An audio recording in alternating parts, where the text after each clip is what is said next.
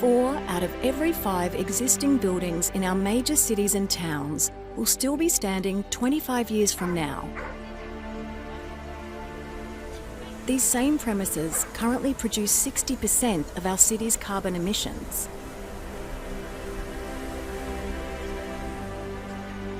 How can we rapidly embrace sustainable retrofitting to ensure we successfully hit our net zero targets?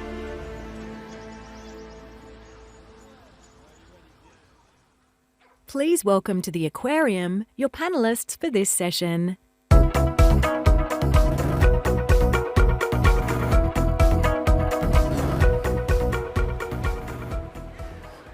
Well, good morning, and a very massive welcome to Momentum and to what I think is going to be a really exciting discussion today about transitioning Australia's commercial property stock. I'm Grant Cairns. I'm the Executive General Manager at Business Lending here at CommBank. At CommBank, we're very, very passionate about this topic of how can we become more sustainable, how can we help business owners, commercial property owners, ultimately have more sustainable properties and buildings. We're very excited because last year we launched the new green building tool in partnership with Bram, who's joining us here today from CFP, the green building tool. For those of you who get the opportunity, please go and visit and have a play with the tool. And what we're really excited about is not only us that's excited about sustainability, but commercial property owners are very, very excited. We've already seen over 400 of our customers load up over 1,000 Australian commercial properties on the application and already getting a lot of benefits from that. So, yeah, really exciting to be here today. We've got an amazing panel, and I'm going to really ask the panel to quickly introduce yourselves, maybe a little story or two, a bit about your background, and why you're passionate. So, Magali, I'll start with you. Great, thanks for having me here. I'm Magali Wardle. I'm the head of market development at NABERS, which is the National Australian Built Environment Rating System. I actually come from a chemical engineering background, and I did a few years working in petrochemicals and the food flavourings and a variety of project management and other types of roles like that. And then I decided that I really wanted to move into an industry that I felt had a real purpose and where I could make some impact. So I retrained in sustainable energy and renewable energy, and joined the NABERS team, and I'm so pleased to be able to be in a part of that team where we really think about what the benefits are of NABERS ratings to our customers and how we can help to grow those and make that value proposition even better. Awesome, Magali. Well, thank you very much for joining us, and very exciting to see the progress NABERS is making and making it available to more properties across Australia. So thank you very much. We look forward to hearing from you.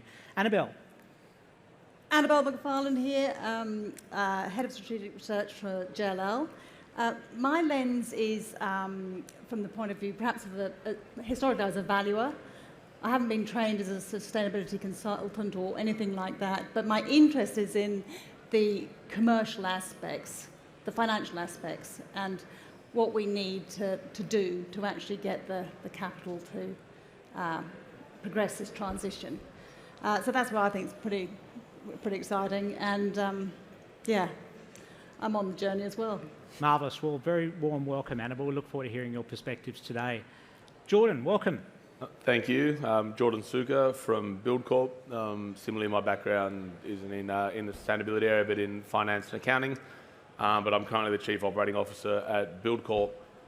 We operate across the Eastern Seaboard in kind of various markets in new build, fit out, but probably the big one is refurbishment that's relevant to this space in terms of how we can reposition a number of assets, whether in currently in the commercial space or other sectors that can actually be repurposed in order to suit the needs of the current climate. So yeah, we're seeing a lot of it, but how are we going to do it in a sustainable, carbon-friendly way, I guess, is the billion-dollar question. Certainly is. Very warm welcome, Jordan. Thank you very much. And Bram, you certainly made the longest trip here. Thank you very much for coming all the way to Australia. Might introduce. Yeah, I'm very happy to be here. Bram, Adema. My relatives here in Sydney are always a good reason to come, but even better, the launch of the Green Buildings tool by Commonwealth Bank. I'm founder and managing director of CFP Green Buildings, and it is our mission to help everyone identify business cases and then implement them worldwide. We started as a small consulting firm 20 years ago, and now we have contracts with over 15 international banks, helping 3.5 million assets per year to decarbonize. Awesome. Thanks, Bram. Welcome. Well, today we're going to have the opportunity. I've got lots of questions here. We probably will have time for one or two questions from the audience. So if you do have a question you'd like to ask our panellists, please jump in the app and we'll see if we have time to get to those today. But Magali, I'm going to start with you. NABERS is a leading organisation helping drive commercial real estate, sector decarbonisation and the transition to net zero. What do you think are the main motivators for property owners and occupiers to embark on the decarbonisation journey? Yeah, so just as a quick intro to what NABERS is, in case people in the audience don't know, we're a national rating organisation that's administered by the New South Wales government. And what we do is we provide a sustainability rating for buildings that's based on their actual operational performance. So it's not like a tick box of technology, but actually what were your utility bills and how did you perform? Buildings get a rating from 1 to 6 stars, and it's really powerful, simple language that they can use to compare their performance with other buildings and also track their performance over time. What we find is that buildings that participate in that cycle of starting to measure their performance and then manage it really see the benefit of improvement over time. So for instance, the average office building that rates regularly with NABERS can expect about a 40% emissions reduction in 10 years, and that's market leading. So in terms of the drivers for decarbonisation, I think it's really about differentiation. So if a building wants to kind of remain competitive these days, they need to demonstrate the fact that they're on that journey to net zero. Research shows that better performing buildings attract better tenants, they attract longer leases, they also generally have a higher asset value. In addition to, I think we see now that higher performing buildings, or those that have a really clear plan for improvement, are much more attractive to investors. So, you know, putting it simply, I think if buildings aren't on that decarbonisation journey, they're at real risk of being left behind.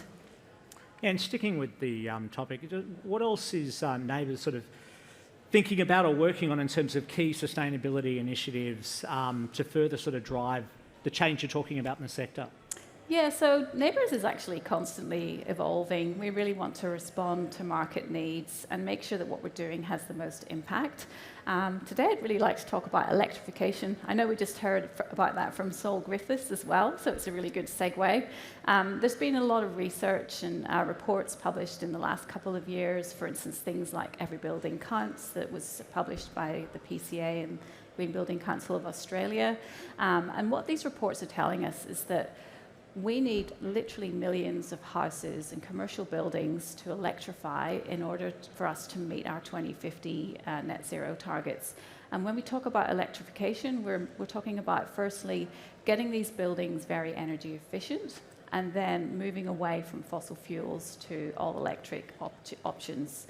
Now that's relatively easy when you're thinking about building a new building, but it's a much bigger challenge for existing buildings, and we're hearing that particularly for commercial buildings, that retrofit towards electrification is not very straightforward. And what this means is there's actually a need for literally billions of dollars of capital investment every year to help to underpin that transition that we need. To help to kind of add transparency to our journey on electrification, NABERS has enhance their energy rating. So now when a building gets a rating that tells them their energy efficiency, it also tells them how much fossil fuels they're using, and of the electricity that they're using, how much of that comes from renewable sources. So that's really intended as a nod towards that behaviour change towards electrification. Awesome. Well, well done on the work that NABERS is doing. It's tremendous progress. Annabel, moving to you. At JLL, one of the advantages is you have a real global perspective, and I enjoyed reading one of the articles from one of your researchers for the World Economic Forum last year. And so I'm just interested, sort of, what do you sort of see as the key trends, not only here in Australia, but also globally in terms of the sustainability transition? Well, I think the thing that's become very, very clear is that tenants now want highly energy efficient buildings. They want electrified buildings, and they want the fuel sources to be renewable. So the energy has, So that's the overarching sort of thing that's now come up in the lens. I don't think yet we've seen a shift away from location and amenity being at the top. It's like the energy metrics tend to be whether you're in the party or not. So that's the sort of the lens I think that occupiers from a property perspective are seeing, and that's global. Yeah. And so our global research is showing that we are basically incredibly short of this highly sustainable assets that this growing cohort of occupiers are going to want to meet their own net zero carbon targets. So that's the first thing. The next thing is that we're seeing, certainly in Australia, that institutional landlords, the A-REITs, they all get it. Yeah. They're on the journey. They understand it. They're on the journey. So you've got this two parts of the market, or maybe more than two parts of the market, where you've got some groups of landlords that completely understand it. They're already deciding to build nothing with fossil fuels from now on, and they are working out their programs to electrify their existing portfolios. And obviously that's challenging, and there's a lot of nuance around that. And we're also seeing, I think, more trends around biodiversity and the other aspects of sustainability. But I suppose the other thing that we've got to be aware of, is the reporting. This comes out from our global research. We're starting to see the regulatory framework start to really change from carrots to sticks. And when that happens, some of these things that are market leading for the best, will put them ahead. Will have to apply to everyone. And I think we've seen that we're about to launch into businesses having to report up the line their emissions standards. That's the US, UK, Canada, Europe, I think California. I think even China has got a policy now, or programs to come through. So that's going to happen around the globe. And then the other aspect is, for example, in the US, local law 97 in New York, we talk about this all the time. The idea that a building could be penalised for its emissions over a certain level. Well, at this stage, we haven't talked about that here. That has a material impact on value if you've got those kind of negative fines happening. By 2024, according to our research, 84%, this year, 84% of premium buildings in New York will be able to meet without being fined. By 2030, only 4% will be able to get through without being fined. And that's a huge, if that's coming, and then I can't remember the number, I think there are 15 cities around the US who are now going to follow suit.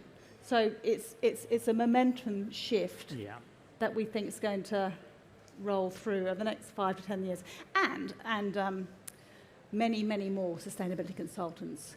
JLL's is a business of 100,000 people globally. We have 3,500 people in sustainability now globally. Wow. That's we've got 100 of them in Australia. It's a 20% increase on what we had, say, 2 years ago.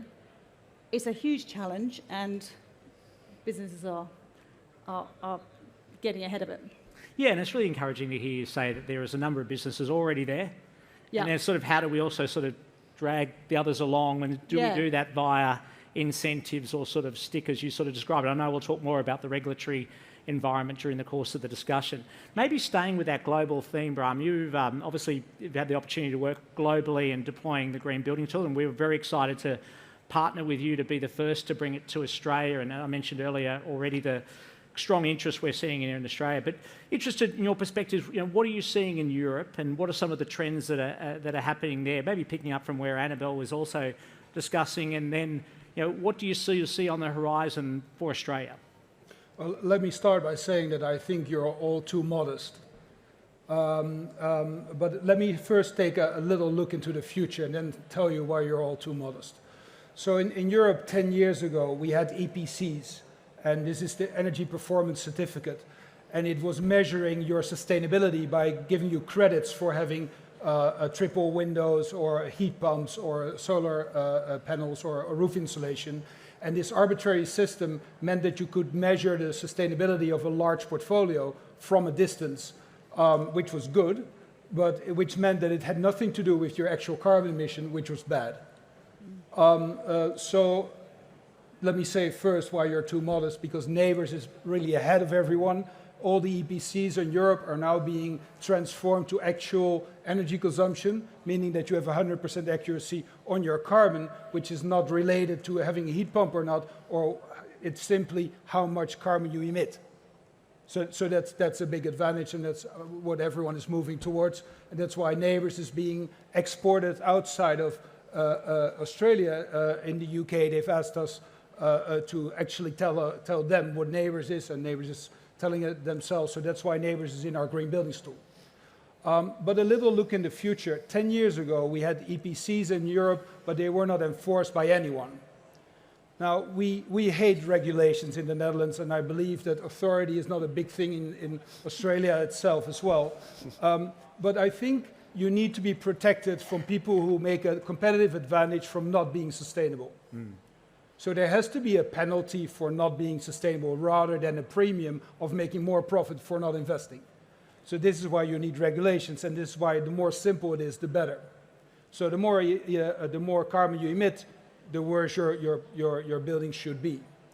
Now, when you look ahead, the coming 5 years, now you have events and projects, but it really should go about 10 million dwellings, 10 million houses, and over 1 million buildings in Australia. So we need a digital strategy, and we need to scale up.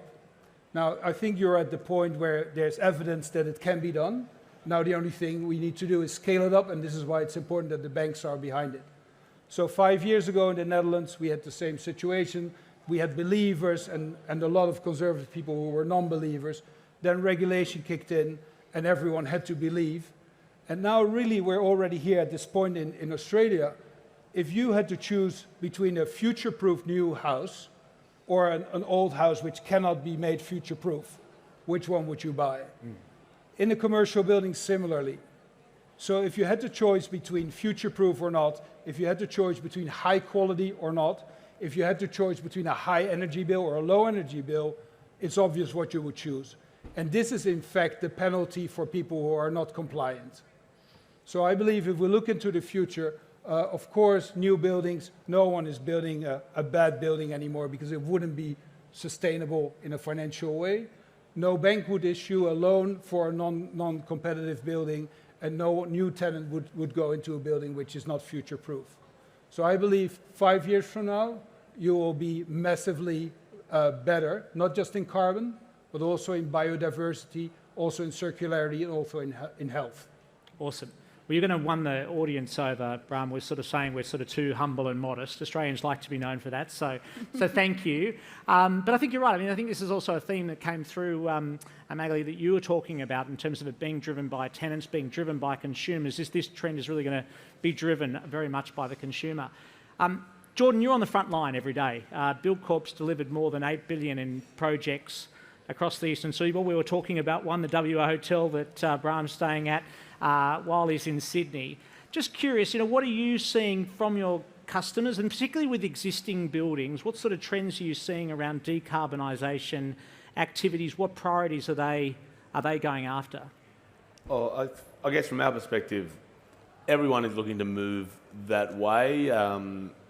COVID changed the way we work, and so there's currently less demand for office space. I think that's a surprise to anyone. So buildings have to make themselves more attractive, and one way of doing that directly is through decarbonisation strategies. And we saw it with Barangaroo when Barangaroo got built, and it attracted, I think it was 300,000 square metres. So 300,000 square metres of tenants moved from other buildings.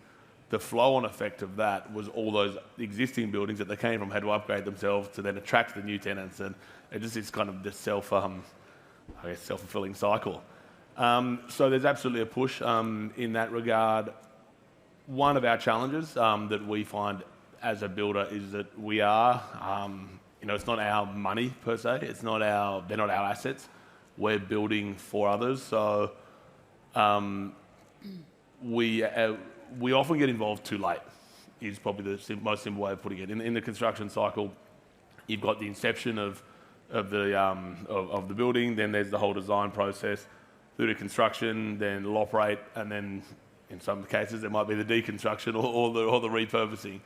Often the builder will just be essentially involved in that construction phase. The issue with that is that often the building, it'll be too far advanced, the design process will be too far gone for us to actually be able to, I guess, say what's actually possible, what's doable. And there's a process called ECI, or early contractor involvement, which we work which is probably half of our work, to be honest, as opposed to a hard dollar tender. But it really does rely on trust between both parties, that no one's being ripped off in their pricing, and you've really got to believe that it's this open book collaborative partnership. If you're able to do that and be involved from a building perspective early, then the benefits of that back end are enormous. So that's probably the biggest challenge we're seeing at the moment, is how we can actually help kind of some of these asset owners. But that's a challenge, especially in an environment right now with all the financial pressures where everyone's just chasing that bottom dollar because construction costs are high generally, and you've got this. It's really hard, to be honest, to convince a client that they're going to get value for money, or they're going to get value by picking one builder rather than kind of having a 4-horse race. Yeah, it's a really challenging time, as you know, you and I spoke about earlier today around the construction sector and that real balance around the cost of investment and the return. A quick plug for the Green Building Tool. There's some great sort of payback returns that you can see in terms of the cost of these upgrades and what they sort of deliver in terms of a payback. So there's another little quick plug. Annabel, you talk to a lot of clients. How are your clients thinking about sustainability in terms of their strategy? Well, I think the research we've been doing, which is you've got the occupier lens and then you've got the landlord lens. I mean, JLL's in the middle on all of this. It behaves slightly differently depending on which sector. Office sector is very easy to measure. As you said, it's a challenging time. Vacancy is high. Yeah. You're absolutely right. It's about trying to make sure that your building is the one that the tenant wants to go to. So I'll talk about it a little bit about office in a minute, but the industrial sector's in a different space, incredibly low vacancy, so there's no impetus to do anything. So park that aside, because that will change, but leaving the industrial sector aside for the moment. But on the office sector side, the research we did last year, we looked at all the occupiers in Melbourne CBD and Sydney CBD, over 5,000 square metres, and said, right, well, what are their net zero carbon target dates? We lined them up with their leases, and we made the assumption that even though not all of them had spelt out scope 1, 2, and 3, which of course is their built space, we assumed that they would be getting there in that time frame, and that the next lease they would look at would have a sustainability sort of requirement within it. So then we said, okay, well, what they're going to want is an electrified asset. And we looked at Melbourne and Sydney and said, well, how many electrified office buildings are there in Melbourne and Sydney?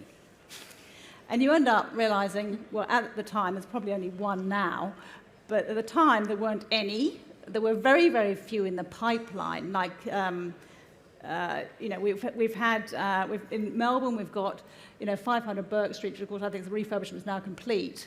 101 Collins Street, which is one of the few buildings that JLL could commit to, because we have our own, sustainability standard in 2040. We have to be in a net zero ready building. So 101 Collins Street was fine to stay because they've got this program to retrofit while all the tenants are in there. So it's very impressive. So we looked at that and we realised there was this massive, massive mismatch. And as a result, we've been talking to our clients about it, because I think what our clients need is really the ammunition to say, okay, we can justify the upgrades. This makes sense. Yeah. There is a shortage, there is a massive demand for it. And although we have to be careful that it's not going to work for every asset. If you plonk a a 6-star NABERS, fantastic. If it's not in a great location, it still might not do what you think, because companies are governed by the well-being of their staff. They're trying to get people back to the office to work together, and you've got to make it appealing and from an amenity point of view. So there are sort of several strings to it, but now sustainability is right up there. And as I say, there's a massive disconnect. You've got sort of 400,000 square metres roughly in both markets of net zero tenants before 2027, where the lease expires before 2027, and we've got almost nothing in terms of supply. Yeah. With a bit coming, a few projects coming, which is great. Well, congratulations to JLL on the leadership it showed. We're very excited in CBA. I think we're moving into one of these buildings in Burke Street, Melbourne in 2026 that I think would meet that. Well, I think I use you lot as a case study, because it's one. Excellent. You've got very strong. CBA has very strong sustainability requirements, and you're moving into one of the only electrified projects in Melbourne that's going to come in any sort of near term. Yeah, so, Indeed. I know our Melbourne team, I think there's a few of them in the room who are really looking forward to that, so that's awesome. Bram, while we're on the topic of design, what are you sort of seeing in terms of building design? Are you seeing sustainability now sort of being built into design? How is design shifting as a result of that? Yeah, so I think that embodied carbon is a very simple principle, that if a building is already there, the most sustainable option is to keep using it and improve it or upcycle it to a high quality building. So deep retrofits in general, I would say are the big thing. In new buildings we see a lot of wood, of course, yeah. and in general, of course, carbon is measured easily, and there's 190 countries in the world that have carbon goals, but carbon is only one of them. So the second thing that we see is that healthy buildings, which would mean high quality, which would mean sustainable profits and sustainable use of the building, and of course biodiversity. For example, in Singapore, when you take a piece of land, you have to place the nature that has been destroyed and put it onto your building. So that's what we see, and of course existing buildings. We would all love to have new buildings that are electrified and everything, but 90% of the buildings that is currently there will be still there in 2050, so we have to improve existing buildings, even if they can be electrified. Yeah, nice. Great to hear what Singapore's doing. I know you're heading there after your time in Singapore. Maybe while we're continuing the theme of technology, and we know solar technology's come a long way, Jordan, in terms of, and we've just heard about timber, and we sort of heard about some, the example of Singapore. Jordan, what are you seeing? Are you seeing anything with construction materials and technology advancements? What developments are you seeing? What do you see on the horizon? Where might that go? Well, probably, yeah, starting on mass timber.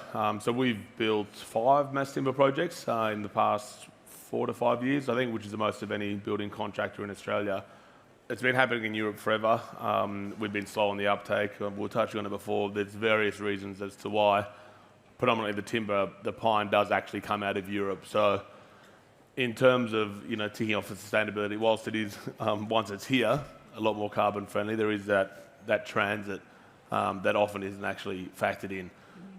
Also, European timber has a much better appearance. Some of the pine is, hundreds, possibly thousands of years old, and it doesn't have any of the knots in it, and so from an Australian perspective, there's not been a large education piece around mass timber. At the end of the day, it's replacing these columns. It's not meant to be a piece of joinery, but we kind of want it to be. I think in Australia often, we want it to look like a big sauna, which is just not what it's designed for. It's designed to hold up the building and replace big ugly concrete columns. So that is a challenge. Probably also just, I think there are some concerns around the regulatory framework of mass timber. Just having at the end of the day, whilst we know it's the char rates all stack up with all the regulations, we've seen that everyone thought the composite panelling, aluminium composite panelling was fine when that was installed, and then the government can retrospectively say, we're actually going to, that's now, even though it was certified and compliant at the time, you've now got to rip it off your buildings at, the cost of billions of dollars. I think there is that kind of fear in Australia around, well, like you're building a bonfire, like is that kind of, like, you know what I mean? Even though we know that's not the case, there could be that, I guess, that perception. So there's a lot of that education piece that needs to play out. But mass timber, that's a big one. In terms of prefab, generally, that's probably the other big technological, all that's old is kind of new again. BIM, being building information modelling is what it stands for, where the building is essentially modelled up within a millimetre on a computer, and then its component parts are able to be manufactured, prefabbed off-site, and that just has to have, efficiency brings sustainability, whether it's in carbon or in labour force, just even having less people on site. So there's some of a couple of the things that we're seeing at the moment. And while we're on technology, I've sort of got to ask about artificial intelligence. Is there a role for artificial intelligence in the building and construction? I actually facilitated a panel on this last week, so it's topical. In construction, we are pretty slow on the uptake in terms of new technology.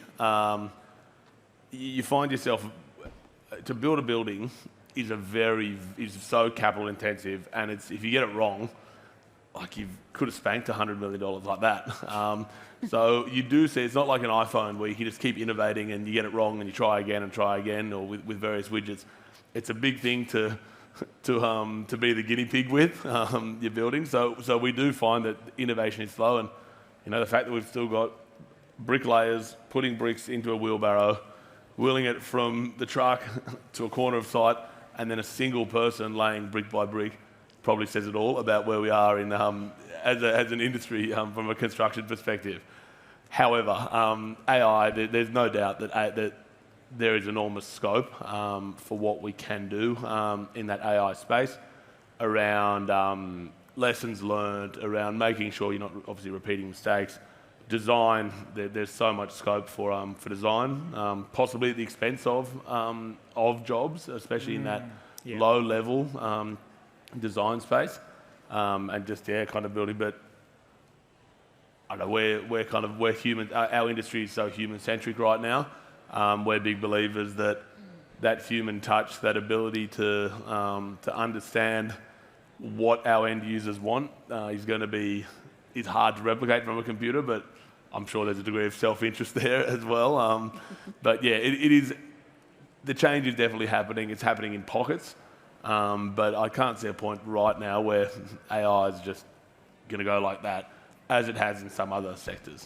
Well, it's very exciting that you're looking at it. I was sitting next to last night at the AFR Summit dinner that we were hosting next to the global head of R&D for Accenture, and fascinating around the developments happening in AI, and I think it really is just being curious about the application. So very encouraging to hear that the discussion is being had, recognising that it may not be necessarily the sector we want to sort of experiment in when we're building $100 million buildings. So it's very, very encouraging. I promised we'd move the conversation to regulation, and Magali, I'd be interested Before we just leave it AI Please. and technology, Yes. I think there is potentially, we haven't got there yet, is scope for, in the industrial sector, perhaps particularly. We only a few years ago, you'd get landlords saying, oh, we'll never get the energy performance of our buildings because it all belongs to the tenant. So we've already got building management systems in office, and it's starting to come through in the industrial sector.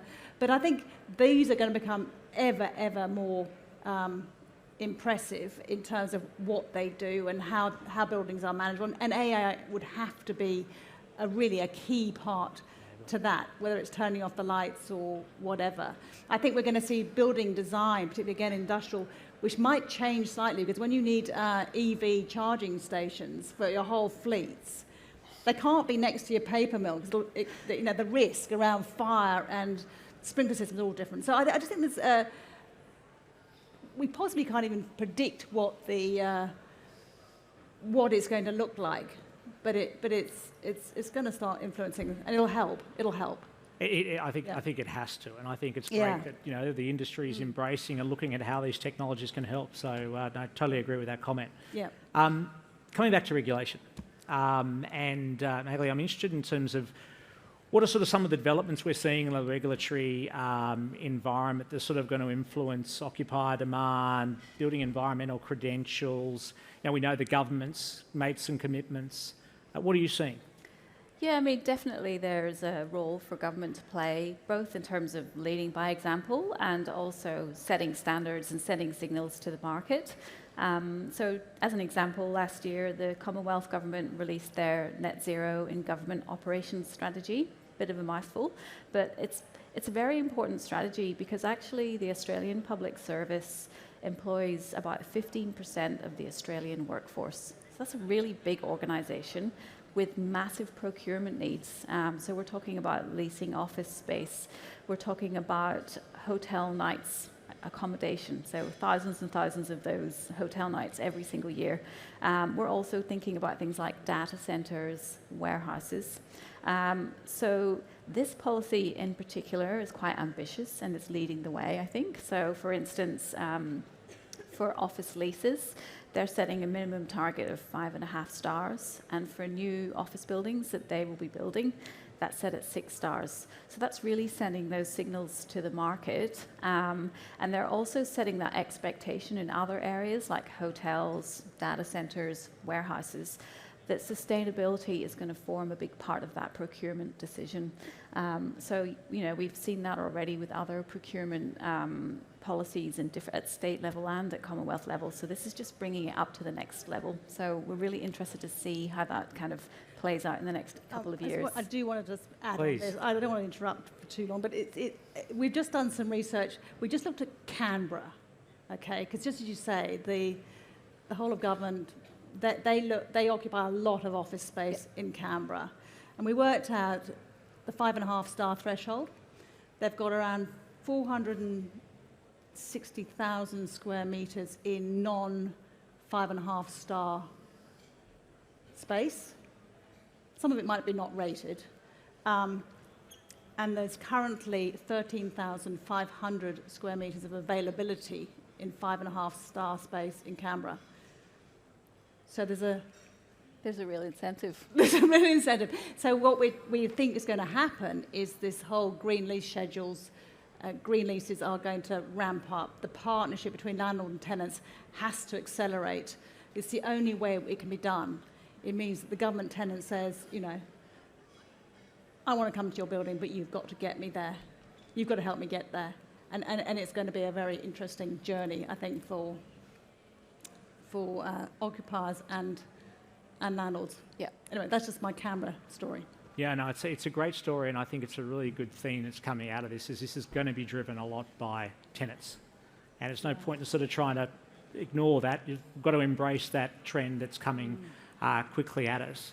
I'm conscious of time. Has anyone in the audience got a question? We probably do have time for one question, but while we're sort of waiting for a question to come through, this has been a great conversation, so thank you. I might start with you. Why don't I go to you, Jordan? You know, maybe what advice have you got to commercial asset owners? Get the builder involved early. That's the big thing. The earlier we can get you involved, that the builder, I'm not saying just us, but any builder who they're looking to work with are involved, essentially the more we can help de-risk it and make sure that they don't go down a path such that, you know, their sustainability goals actually become economically unsustainable. Yeah, great piece of advice. Thank you. Bram, same question. What's your key piece of advice? Well, our experience is that owners and tenants of buildings overstate the sustainability investment with a factor of 4. Right. So rather than spending 20 to 30% of the commercial value of a building, it's between 5 and 15%. So this is one of the reasons why buildings are not sustainable, because the technology has been around for 30 years, the investments are profitable, they just don't see the real value. And this is logical because you'd have to get a consultant in, maybe not from Accenture, but you'd have a consultant in, wait for 4 weeks, and then get a report on the building. So we built a green buildings tool. It's not AI, it's algorithms based on 30,000 buildings. and that will give you immediately, instantly advice on what is the business case for your particular building. You can look it up. It's being found in the NABERS register. If it's there, you can find a proxy of your NABERS score if it's not there, and then you can identify the business case of your building. You will see that it's between 5 and 15% for a commercial building, between 5 and 15% for a house. Now, the commercial premium between the lowest sustainability grade and the highest is 20%. So 10% from the median to the lowest and 10% more. So you can immediately recover your investment from the increased value. Now, I think if everyone could see that for their own property, the decision to make the investment and the decision to reach out to Commonwealth Bank for your financing or another bank would be made much easier. And if you can see the business case and talk to your tenant, talk to your contractor up front, then it would be a lot easier. And we've seen in Europe a portfolio of ING Bank going from 2015 to 2020 from 11% of green EPCs to 90%. This was 10 years ago. I believe we're at this point now where in the coming 5 years the same could happen for your clients, but for all property owners in Australia. So I believe there's a big challenge, but at the same time there's a big opportunity for value creation as well for future-proofing of your buildings. Awesome advice, and I think very encouraging around the cost of that investment's maybe not as big as what some people assume it might be. And an additional plug on the green building tool, it is free of charge. So we would love to help. Annabel, piece of advice from you. Well, we spend the whole time trying to unpack what the real value of putting sustainability features into buildings. We don't, as we've said, there aren't many electrified assets yet, and that's probably the thing that most occupiers will want. But looking at the office sector, which is fairly well covered by NABERS, we can pull all that data and match it up with the JLL research basket, and we're tracking rents and yields and vacancy across 4,100 office assets across Australia. So it's a big basket. It certainly is. Get all the NABERS ratings, put that into the mix, and then you just pull out the rental performance, the cap rate differences, and the vacancy differences for the assets based on their star rating. Normally we break it down by prime grade and secondary grade, but let's do it differently. So the 5.5 stars plus assets in CBD markets in Australia, using this methodology, come out of having a 21% face rental premium. Okay? Wow. That's good. The 41 basis points sharper yields and vacancy, which is 2% less. If you look at the assets which are just in the sort of built recently, i.e. the last 15 years, because the first thing everyone says is it's only the new assets that are in that basket, then the vacancy premium is sort of 3.5% lower vacancy. So similar aged assets. It's really stark. So, and I think the other thing and the other point to make is that we ran those numbers with the December update to our data, and we did it June last year, and we're starting to see the divergence. So the rental premium is a little bit higher, the cap rates is a little bit sharper, the vacancies a big difference. Is clear. It's not clear. It's not 100% clear because the 5 stars are still winning out actually on rents. And I'm not quite sure why that is yet. It's probably through pockets of our data set where I haven't unpacked the rental story, but it's definitely proving out on yields and vacancy. But the other point, to Bram's point, we looked at the electrification projects across our markets. 101 Collins Street, which I think it's worth about $500 million in value. It's a massively expensive asset. It's the trophy asset in Melbourne. They told us that it only cost $9 million to do the electrification projects. Look, they did everything else. They did the lobbies, the end of trip, and And the sculptures in the foyer might have cost 9 million as well. But the actual electrification project was 9 mil. It's nothing. It's a drop in the ocean, really. And maybe it was all to do with timing. It worked perfectly with them. They're a 1980s building. It was fully occupied, not fully occupied, but pretty much they've done it around the tenants in the building. And that's probably a model that everyone would want to repeat. Love it. Thank you. Yeah.